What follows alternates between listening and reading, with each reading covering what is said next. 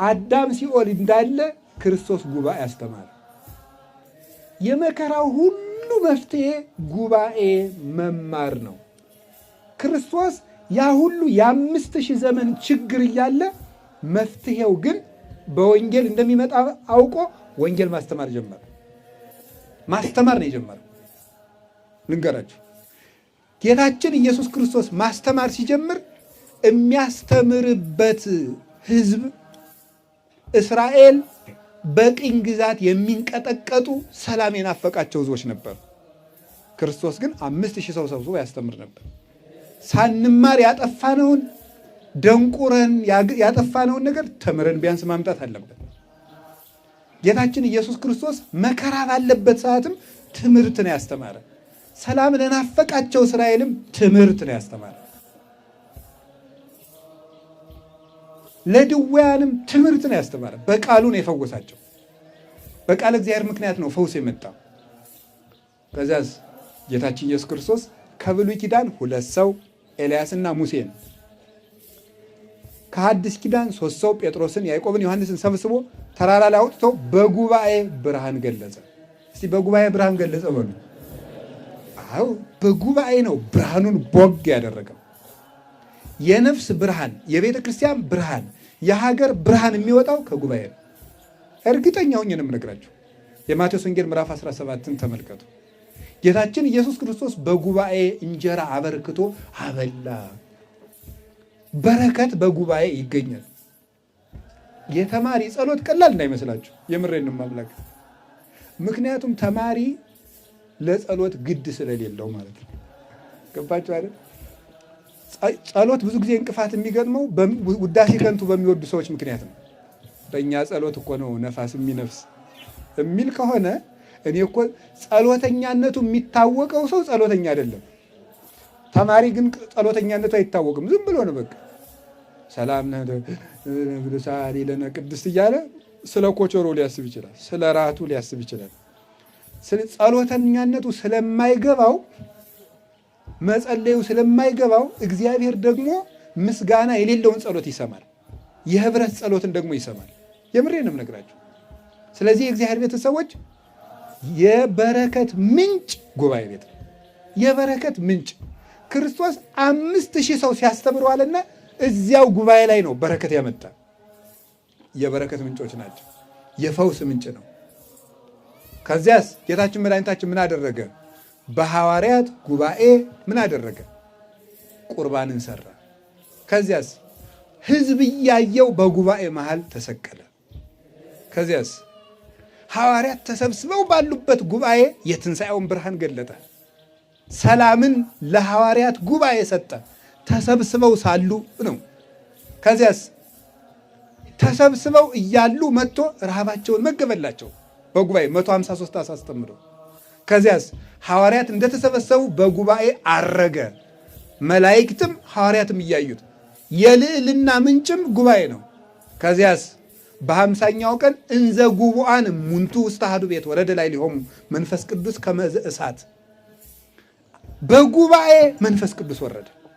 እንደተሰበሰቡ ተሰብስበው በአንድ ቤት ሳሉ መንፈስ ቅዱስ ወረደ።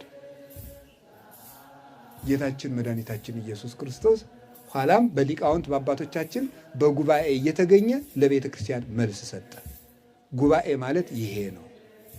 ሐዋርያት በጉባኤ ማትያስን ተክተዋል፣ እጣጥለው አንድ ፓትርያርክ ሹመዋል፣ አንድ ሐዋርያ መርጠዋል። በጉባኤ ስራት ሰርተዋል። ያ ጉባኤ እስከ ዓለም ፍጻሜ ድረስ ይቀጥላል።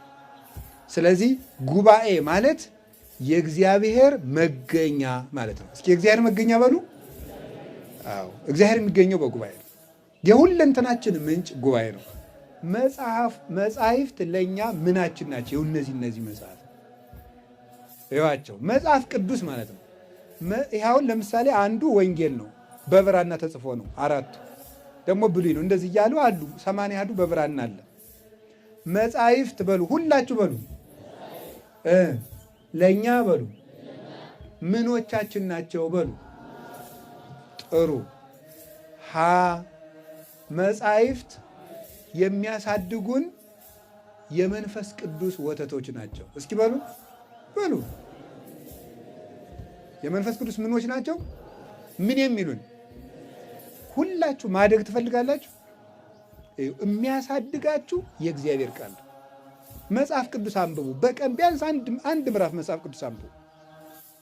ጡት ሳይጠባ ያደገ ልጅ እኛ ሰምተን አናውቅ። ከተወለደ ጀምሮ እንጀራ ግጥም አድርጎ የሚበላ ልጅ ወይም ምታት ካልሆነ አይቻላውቅም። ወተት ጠብቶ ነው እዛ በኋላ እንጀራ የሚበላው። ሳይጠባ የሚያድግ የለም። ስለዚህ ሰሎሞን መኃልየ ሰሎሞን ላይ ምን አለ? ክሌ አጥባትኪ ክሌ እጉለመንታ ዘወይጠን ሚ አዳም አጥባትኪ እህቴ መራት። እህቴ ሙሽራይ ሆይ ጡቶችሽ እንደምን ያምራሉ ይላታል። ማናት ያቺ ሙሽራ የምትባለው? ማናት? ቤተክርስቲያን ነው። ሁለቱ ጡቶቿ እነማን ናቸው? ብሉይ ኪዳንና ሐዲስ ኪዳን ናቸው። ሰው የሚያድግ በዚህ ነው። ወኩኑ ከመ ሕፃናት ዘይዜ ተወልዱ ዋፍቅሩ ሀሊበ ነባቤ ዘአልወቱ ትስሕት ይላል ቅዱስ ጴጥሮስ። አንደኛ ጴጥሮስ ምዕራፍ 2 ቁጥር 3 ላይ ሲናገር ዛሬ እንደተወለዱ ሕፃናት ሁኑ የቃሉን ወተትም ተመኙ ይላል። ስለዚህ ቅልቅል የሌለበት ወተት ሰው ልንገራችሁ፣ እኔ በመንፈሳዊነት ማደግ እፈልጋላችሁ ካላችሁ የእድገት ምንጩ ቃለ እግዚአብሔር ነው። ቃለ እግዚአብሔር ሳይማር የሚያድግ ሰው የለም። መጻሕፍት የእናታችን ጡቶች ናቸው። ከቃሉ ጋር ናቸው። ሳይጠባ ያደገ ልጅ ለበሽታ ሁሉ የተጋለጠ ነው። ምክንያቱም ከእናቱ ወተት ማግኘት የነበረበትን ንጥረ ነገር አላገኘምና። የእግዚአብሔርን ቃል ሳይጠባ ያደገ ሰው የቤተ ክርስቲያን በሽታ ነው። ቄስ ቢሆን በሽታ፣ አለቃ ቢሆን በሽታ፣ ጳጳስ ቢሆን በሽታ ነው። ድውይ ነው። ይሄ የቤተ ክርስቲያን ሕመም ነው። ሳይጠባ ያደገ ሰው የቤተ ክርስቲያን ስቃይዋ ነው። ስለዚህ ምንድነው መሆን ያለብን ሲባል ቤተ ክርስቲያን የሚያሳድገን ነው። ከቃሉ ጋር ናችሁ። መጻሕፍት የምንለመልምባቸው የሕይወት ውሃዎች ናቸው። ወዘህጎ ያነብ መዓልተ ወሌሊተ ወይከውን ከመ ዕፅ እንተ ትክል ሀበ ሙሃዘ ማይ እንተ ትሁ ፍሬሃ በበጊዜሃ ወቆጽላኒ ኢይትነገፍ። ቃሉን በሌሊትና በቀን የሚያነብ ሰው ከውሃ ዳር እንደተተከለች ፍሬዋን በየጊዜዋ እንደምትሰጥ ቅጠሏም እንደማይጠወልግ ዛፍ ይሆናል። መዝሙር 1 ቁጥር 3 ላይ። ሰው አሁን ዛሬ ንግግሩ ደረቅ ነው፣ አይምሮው ደረቅ ነው፣ ሰላም የለውም፣ ወጉ ደረቅ ነው፣ ቤቱ ደረቅ ነው፣ ምላሱም ደረቅ ነው፣ ሰብሮ ይጥላል። ለምን ሲባል ውሃ ያጣ ተክል ሆኗል ሰው። እነዚህ ናቸው እንግዲህ የሚያለመልሙን። አላችሁ ዘመዶች አላችሁ። ሶስተኛ መጻሕፍት የሕይወታችን ብርሃኖች ናቸው። የሰው ልጅ ትልቁ ፈተና ምንድን ነው? ሰው መንገደኛ ነው። ወዴት ነው የምንሄደው? ወዴት ነው የምንሄደው ይመስላችሁ? ተናገሩ እንጂ። ወደ ሰማይ ነው። አንድ ቀን ስናድር አንድ እርምጃ ወዴት እየሄድን ነው? ወደ ሰማይ እየሄድን ነው ዘመዶች፣ ወደ ሞታችን። አሁን ነገ ሰኞ ሊሆን ነው አይደል? አንድ እርምጃ ወደ ሞት ሄድን፣ ጨመርን ማለት ነው። ማክሰኞ ሌላ እርምጃ ወደ ሞት ጨመር፣ ረቡዕ ሌላ ጨመርንበት፣ ቀረብ እያልን ነው የምንሄደው። ከቃሉ ጋር ናችሁ። ታዲያ ሰው መንገደኛ ነው። መንገደኛ ደግሞ ቢጨልምበት እሳ ብርሃን ያስፈልገዋል። የሰው ልጅ መንገደኛ ነው። በሕይወቱ በጣም ትልቁ ጨለማ አንድ አለ። እሱም ግራ መጋባት ይባላል። ሁልጊዜ ነው ሰው ግራ የሚገባው። ከቃሉ ጋር ናችሁ። ሰው ግራ መጋባቱ አንዱ ላግባ ልመንኩስ፣ አንዱ ግራ መጋባት ነው። ሲያጣ ልመንኩስ ይላል፣ ሲያገኝ እንደዚያ ይላል ብሎ ተብሎ ይታሰባል ነው እንጂ እርግጠኛ መሆን አይቻልም። እንደዚያ ይላል ሰው፣ ግራ ይገባዋል። ሌላው ቀርቶ እኮ እቤት ለዋል ቤተክርስቲያን፣ እንዳው አሁን ቤተክርስቲያን ልሂድ አልሂድ ምርጫ ነው። ይሄ ነጩን ሸሚዝ ልልበስ ቀዩንም፣ ሰው በዚህ ሁሉ ነው ግራ የሚገባው። ግራ መጋባት የሕይወት በጣም ትልቁ መከራ ነው። ሸቀጣ ሸቀጥ ልነግድ ቡቲክ ልክፈት፣ ይህም ግራ መጋባት። ሁልጊዜ የሰው ልጅ የእርግጠኝነት ስሜት የለውም። ታዲያ ምንድን ነው? ለዚህ ስሙት፣ ኖን ማይቶት ለእግሬ ሕግከ ብርሃን ለፍኖትየ። ሕግህ ለእግሬ መብራት ለመንገዴም ብርሃን። እስኪ በሉ ሕግህ በሉ። ለእግሬ መብራት ለመንገዴ ምንድን ነው? ብርሃን ነው። ብርሃን ነው። የእግዚአብሔርን ቃል ሁልጊዜ የሚማሩና የሚያነቡ ሰዎች ውሳኔያቸው ሁሉ ብሩህ ነው። ተማምነው ይኖራሉ። ልቡ ለጻድቅ እኩል ከመ አንበሳ፣ የጻድቅ ሰው ልቡ ሁልጊዜ እንዳንበሳ ተማምኖ ይኖራል። ሁልጊዜ የእግዚአብሔርን ቃል አንዱ ሰው ወደና አባ አለው። አባ ጋቶንን አቤት መንኩስም ይለኛል አግባም ይለኛል እንዴት ላድርግ አለው። ሁሉንም እንደ እግዚአብሔር ሕግ ካደረግከው ያጸድቅሃል አለ። እንደማን ሕግ ካደረግከው? እንደ እግዚአብሔር ሕግ። መጽሐፍ ቅዱስን ምርኩዝ አድርገህ የፈለግከውን ስራ ትጸድቃለህ አለ። መጽሐፍ ቅዱስ ምስክር አድርገህ የእግዚአብሔር ሕግ ብርሃናችን ነው። ፈቃዱን የምናውቅበት ሌላ የለም። ሱባኤ ባንገባ፣ እንደ አባቶቻችን ቅጠል ባንበላ፣ ዋሻ ተከተል ባንኖር፣ ሕጉ የሚያዘንን ካደረግን የእግዚአብሔር ፈቃድ ማለት እሱ ነው። አራተኛ መጻሕፍት ምኖቻችን ናቸው? እግዚአብሔርን የምናይባቸው መስታወቶች። እስኪ በሉ ንገሩኝ፣ ማንን የምናይባቸው? እስቲ እግዚአብሔርን ማየት የሚፈልግ አውጡ እንጂ። እናንተ እኮ ሁሉን የቀልድ እያደረጋችሁ ነው የተቸገራችሁ። ብታዩትስ እንዴ! ለምን አውጡ በደምብ። እሺ ማየት ትፈልጋላችሁ አይደል? አሁን እኔ ላሳያችሁ ነው። ቆይ እንዴት እንደምታዩት ልንገራችሁ። ዘያፈቅረኒ ይቀብ ቃሌ፣ የሚወደኝ ቢኖር ሕጌን ይጠብቃል። እመቦ ዘአቀበ ቃሌ ያፈቅሮ ላዌ፣ ቃሌን የሚያጠብቅ ሰው ካለ አባቴን ይወደዋል። ወአነ አርእዮ ርእሴ፣ እኔ ደግሞ ራሴን አገልጥለታለሁ። ተመልከቱ፣ ቃሌን የሚጠብቅ ሰው ካለ እኔ ራሴን እገልጥለታለሁ። ልብ በሉ። የዮሐንስ ወንጌል ምዕራፍ 14 ቁጥር 23 ነው። ሰው እግዚአብሔርን የሚያይበት መስታወት ይሄ መጽሐፍ ነው። እግዚአብሔርን ማየት ከፈለጋችሁ ሕጉን አንብቡት፣ ሕጉን ጸልዩት፣ ሕጉን ጠብቁት፣ ሕጉን ውደዱት። ቃል ለጉሮሮዬ ጣፋጭ ነው አለ ቅዱስ ዳዊት። ለምንድን ነው ለጉሮሮዬ ያለ? ለአፌ አይልም ኑሯል። ማር የሚጣፍጥ የት ላይ ብቻ ነው? እዚህ ውስጥ ብቻ ነው። እስቲ ጉሮሮ ላይ ጥሞት የሚያውቅ ሰው አለ? አሁን ምርጥ ስጋ ወጥ ብትበሉ ጉሮሯችሁ ውስጥ ይጣፍጣል? የት ላይ የሚጣፍጠው? እዚህ ላይ ብቻ ነው።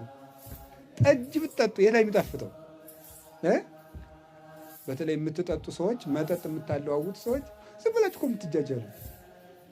አሁን 100,000 ብር ሁሉ አልኮል አለ አሉ ወይ? እንዲያው ጅልነታችን ልብ በሉ። ውስኪ ብትል፣ ቢራ ብትል፣ ወይን ብትል፣ ምን ብትል እዚች በኋላ 2 ሴንቲሜትር በኋላ የለም ማለት ነው። ውሃ ግጥም አድርጎ እንደጠጣው ሰውዬ ነህ በቃ። ከዚያ በኋላ በደንብ አድርጎ ውሃውን ግጥም አድርጎ ጠጥቶ 2 ሊትር በአስፓልቱ እንደሚንቦላካው ሰውዬ ነህ በቃ። ምንም ትርጉም የለውም። 3ም ብትጠጡ 5ም ብትጠጡ ሰው ቃልህ ለጉሮሮ ይበሉ እንጂ ምንድን ነው?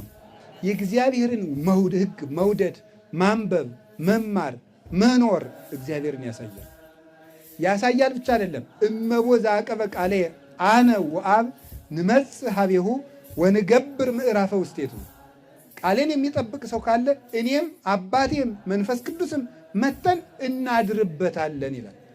ቃሉን ስንጠብቅ እግዚአብሔርን ማየት ብቻ አይደለም፣ ከእኛ ጋር ይኖራል። እሱ ልባችን ማረፊያ ያደርገዋል። እግዚአብሔርን የምንዋሃደበት የእግዚአብሔር ቃል ነው። ከቃሉ ጋር ናችሁ፣ ከቃሉ ጋር ነጋችሁ። አዎ ወንጌል መዳኛችን ነው። የመጨረሻው ይሄ ነው። አሃዊነ ወንጌል አስተዳለወ ለነ መድኃኒተ። ወንድሞቻችን አልሰማችሁም እንዴ? ወንጌል እኮ ድህነትን አመጣልን ይላል አውሊድስ ሊቀ ጳጳሳት ዘሮሜ ሲናገር ሃይማኖተ አበው።